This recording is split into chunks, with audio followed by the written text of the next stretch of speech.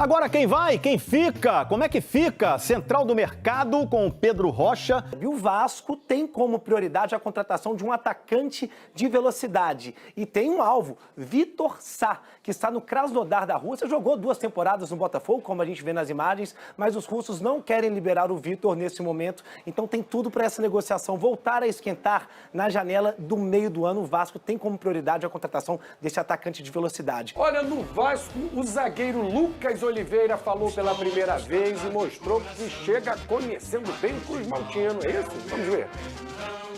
Semana repleta de reforços para o torcedor vascaíno. O zagueiro Lucas Oliveira chegou empolgado e mostrando que conhece bem o gigante da colina.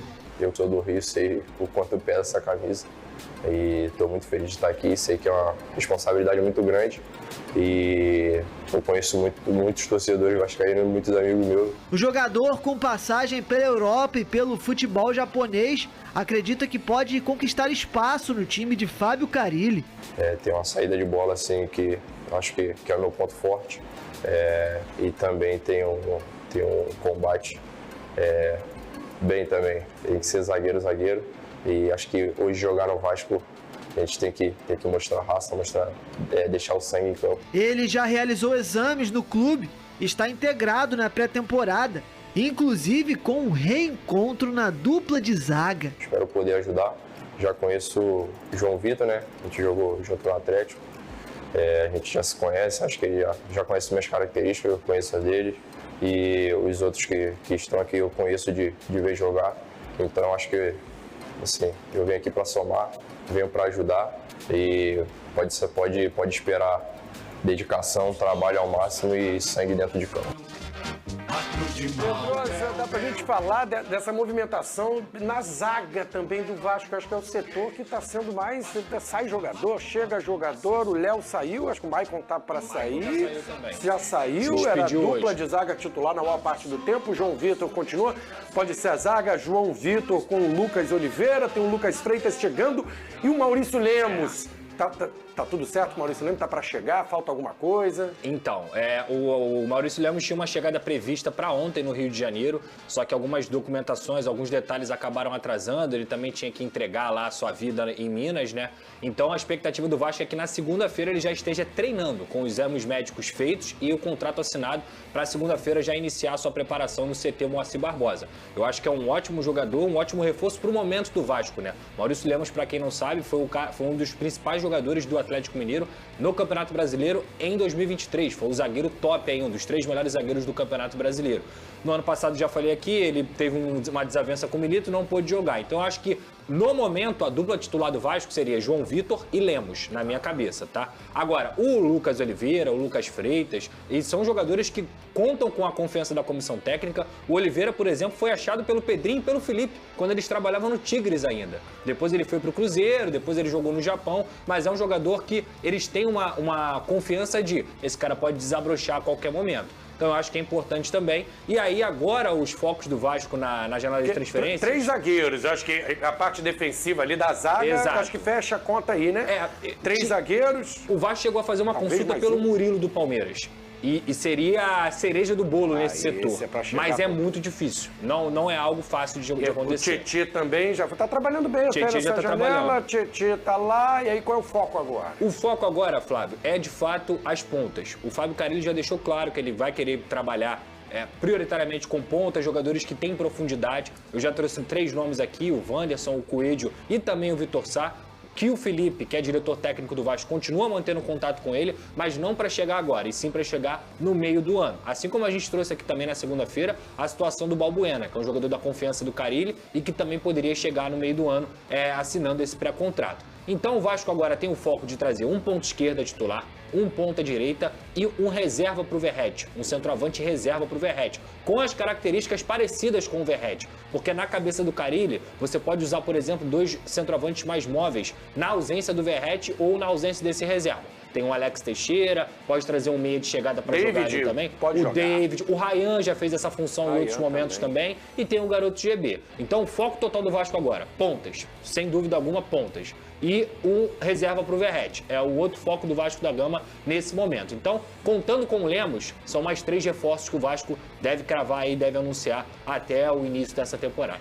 Eu tenho uma certa curiosidade com um garoto que se destacou na seleção de base, o John Textor, né? Chegou, chegaram a falar de um possível interesse do Botafogo nele, e ele não é titular no Vasco, é a verdadeira posição dele. Por que você acha que ainda não se firmou? Não dá para dizer que é um cara titular no time do Vasco, mesmo com tantas dificuldades que o Paiva teve, depois o Felipe, para montar esse lado de campo, centroavante, ele sempre fica no banco, né? Eu acho que o Rayan é um jogador de potencial, tá? Não à toa frequentou camadas jovens da seleção brasileira, é um jogador que foi pretendido pelo Textor, a Fiorentina também fez consulta por ele. O Vasco tinha a expectativa de vender o Rayan nesse final de ano, mas a proposta, que seria na casa ali dos 80, 90 milhões de reais, não chegou. O Textor também não deu sequência com a proposta dele, e é óbvio, a gente vê aí tudo que está acontecendo no Botafogo, a dificuldade financeira que ele está tendo no Lyon. Então, qual é o papel do Vasco em relação ao Rayan hoje? Renovar o contrato dele, que vai até o final de 2025. Sobre o desempenho em campo, eu acho que ele rende muito bem, como um segundo atacante, puxando da direita para o meio, e até mesmo em alguns jogos que ele substituiu o Verratti, eu lembro de cabeça agora, contra o Criciúma e contra também o Bahia, que o Vasco fez um bom jogo, ele foi bem como centroavante. Então eu acho que por que o Rayan não desabrochou? Porque é natural, Flávio. Ele tinha 17, 18 anos, ele já estava no profissional. Né? É muito novo. Então eu acho que o Rayan tem tudo para melhorar ainda mais a capacidade dele nesse ano e ajudar o Vasco da Gama. Vamos pegar Brasil, vamos para São Januário e bota aqui agora a janela do Vascão, rapaz. Ó, Bocão, tudo que tá no verdinho já tá confirmado. Aqui a gente já viu Tietê, Carille, Fusato. Aqui embaixo, quando tem o assinar, é o que só falta assinar, que é o Lucas Freitas, o Lemos também. Vamos lá, Wanderson tá aí na negociação, enfim. A novidade... Cadê? Não tá aqui ainda a novidade. Cadê que eu não tô vendo, Vitor Sá? Tá ali. O Vitor Sá, que tá no Krasnodar da Rússia, jogou muita bola no Botafogo. O Vasco interessado nele. Acho ótimo reforço pro Vasco. Acho ótimo. A movimentação do Vasco é muito boa, principalmente com o Tietê no meio de campo. Tietê de ponta, de beirada ali, que tem os dois lados do campo, né? Aquela Pica falou de fundo pra trás, pingadinho, tudo que o Verratti precisa, né? Ele precisa muito do jogo do lado do campo. A gente falou sobre isso aqui ontem, né? Que ele é um cara, é um definidor. Sim. Não adianta jogar muita bola no pé do Verratti pra ele escorar, pra ele fazer a parede ou tabela, que não é muito a dele, mas se for no fundo do campo, cara, eu vi poucos caras que estão sempre quase muito tocando rápido na bola, incomodando o zagueiro. Enfim, ele é muito perigoso na bola aérea. O Matheus Lemos... Maurício Lemos. Eu falei Maurício, depois falei Matheus. Maurício Lemos, zagueiro do Galo, não jogou tanto esse ano, também está muito próximo de fechar. Esse ano não, né? 2024. Mas é bom zagueiro. Tá se reforçando o Vasco, legal. O Pedrinho se movimentar nisso aí, que o Vasco precisa melhorar também. Sua performance, porque torcida gigante, ganhou o título aí de torcida que grita mais alto nos estádios. Qual? A torcida do Vasco. Muito legal. Achei que você ia falar do Galo, porque a do Galo tem o JBL lá, pô. Os caras meteram o Vasco ganhou com a torcida que mais grita no Vasco perfeitamente. Então merece um time bom. Não, merece mesmo. Esses 3 jogadores de lado ali, se o Vasco conseguir trazer... Vamos ver os números do Vitor Sá no Krasnodar, da Rússia?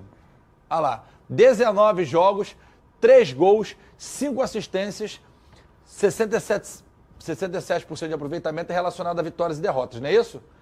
Bom número também. Aí, com certeza, ganhou o prêmio de melhor da partida em algum momento. Aqui tá escrito, ó. É porque o melhor jogador da 16ª rodada. Tá escrito ali, é verdade. Então, eu acho que é um grande reforço pro Vasco, Pedrinho e companhia indo muito bem ao mercado.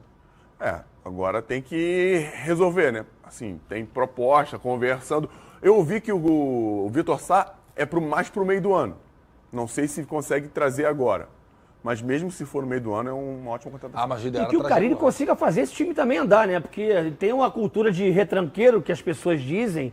Ele quer, vamos verticalizar um pouco mais. O futebol é muito mais divertimento, hein, gente? Isso aí, eu concordo. E ele falou nas coletivas dele aí já de início que ele quer o Vasco com muita posse de bola e propondo muito jogo, que é diferente do que a gente está acostumado com. Porque vai muito em cima do que o Boto fala em relação eu quero quebrar a hegemonia, mas os caras têm que mostrar serviço também. Só segurar emprego botando 2 linhas lá atrás não dá, hein?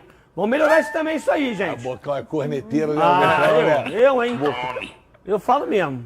Vamos ver. Bocão, por isso que é Bocão, boca grande. O Vasco segue ativo no mercado da bola e anunciou o seu 3º reforço para 2025.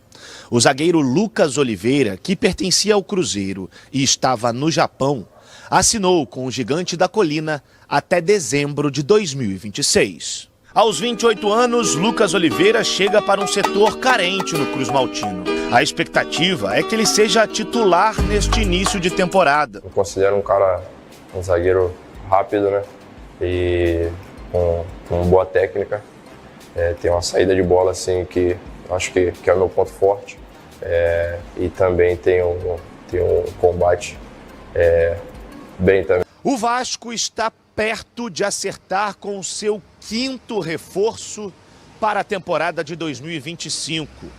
O zagueiro Maurício Lemos, que pertence ao Atlético Mineiro, é esperado nos próximos dias no Rio de Janeiro para assinar por empréstimo com o Gigante da Colina. O sistema defensivo é uma das prioridades do Gigante da Colina nesta janela de transferências. Além de Maurício Lemos, outros 2 zagueiros já foram contratados para 2025. Muito bem, é hora de falar do Vascão da Gama. Fala, Rodrigo Machado.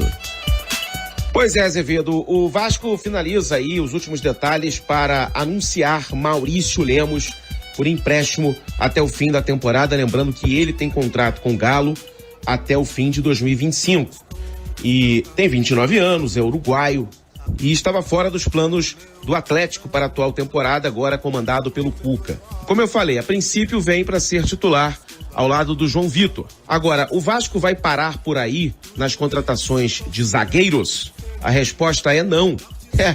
O Vasco trouxe Lucas Oliveira, Lucas Freitas e agora Maurício Lemos, além de já ter o João Vitor. Perdeu o Maicon e o Léo Pelé. Só que ao longo da temporada, o que a gente já tem aqui de informação é que o Vasco vai buscar pelo menos mais um jogador para a posição. Agora, a prioridade neste momento é um jogador para a ponta esquerda. E aí o Fábio Carille tem como opções o Jean Davi e o Emerson Rodrigues para esse setor, que chegaram no ano passado, mas assim, vamos ser sinceros, não foram bem, né? O Emerson teve até alguns lampejos, mas nada de muito especial. E aí quais são os nomes mapeados no mercado? Bom, um deles a gente falou ontem, o Vitor Sá, ex-Botafogo, que está no Krasnodar da Rússia. Mas como eu informei ontem, ele não vem agora. O Vasco vai tentar para o meio do ano, até porque o Krasnodar não quer se livrar do Vitor Sá neste momento. As 2 outras opções, o argentino Coelho do Atlético Paranaense e o uruguaio Brian Rodrigues, que atualmente está no América do México. O Coelho é o desejo, é o plano A, só que o Atlético faz jogo duro e o que eu tenho de informação é que o Pedrinho não desistiu desse jogador. E o plano B é o Brian Rodrigues, que é um desejo inclusive antigo do Vasco.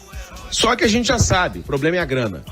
E o Fábio Carille também já sugeriu à direção vascaína um centroavante para ser reserva do Verratti. Mas de novo, papo 2 a gente fala melhor sobre isso. O problema é a grana. A criatividade sempre entra em pauta nesses momentos. Não é isso, Azevedo? Tem que ser, né? Não tem dinheiro, tem que realmente usar de inteligência para mapear um mercado que não tá barato, né? Não tá barato. Vai ser muito difícil encontrar um centroavante reserva pro Verratti que tem as mesmas características e a mesma qualidade. O Verratti, mais uma vez, sem sombra. Desde que ele chegou... O Vitor Sá seria excelente, não, mas... o Vitor Sá e o Coelho, por exemplo, seriam 2 ótimos reforços, mas o Vasco seguiria com o problema, mesmo que os 2 viessem, o Vasco seguiria com o problema da falta de um reserva pro Verratti. Verdade. O Verratti, desde que ele chegou, ele não tem uma sombra.